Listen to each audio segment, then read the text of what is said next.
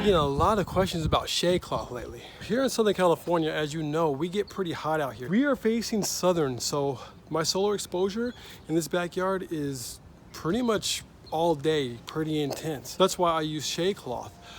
At this time, I'm using a 20% shade cloth as well as a 50% shade cloth on my row crops. We also do have an 80% shade cloth. I use that more for walkways or for germinating or to like kill weeds, to be honest with you. At the moment, the way that I'm running it is I put a 50% on all my newly germinated seeds on those beds.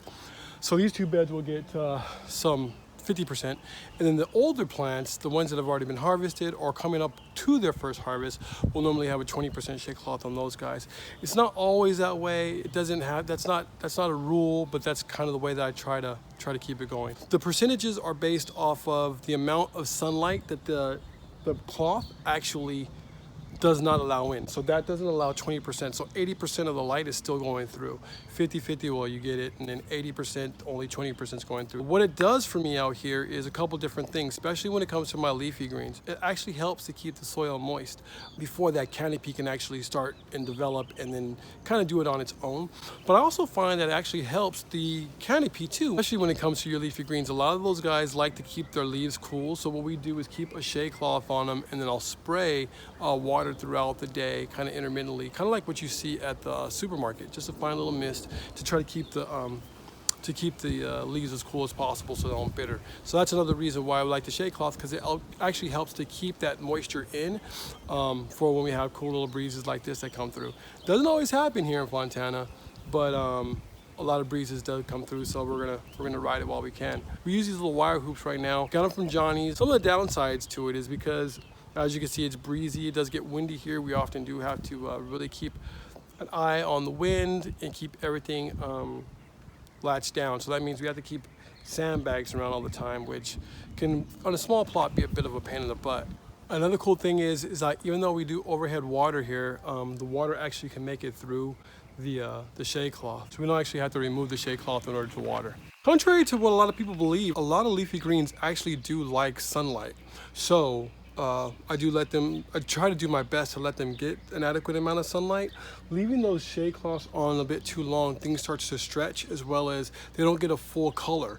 Also, their flavor isn't as intense. So something I don't really like to leave on all day long, although some days here it feels like you have to. And then some days, you know, it does stay on all day long. Right when we get to right about the harvesting stage, that's when I normally will start keeping the shade cloth off a little bit more. Another reason I use the shade cloth is to keep cats off of my rows.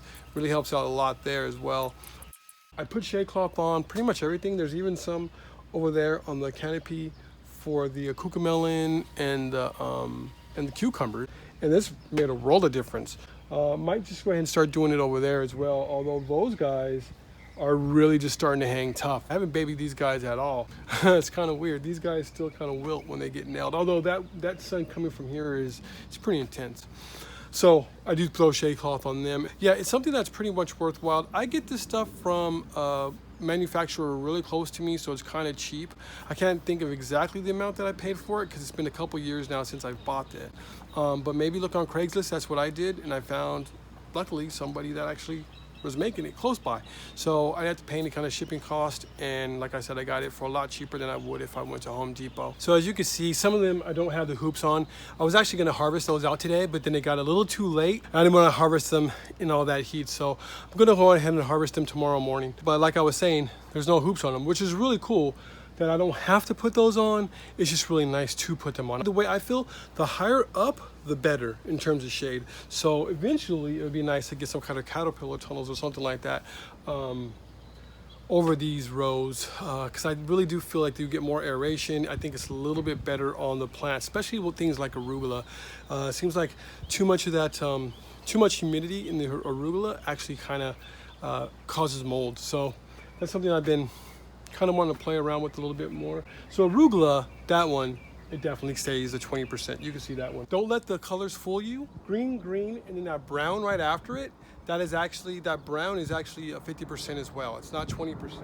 The ones after that, the one after that is actually 20%, and that's where we have arugula in. Playing, I don't know if you can tell right now, but some of the cucamelons are already starting to grow into the shade cloth, so I'm constantly having to break them off, so I don't want to do that anymore.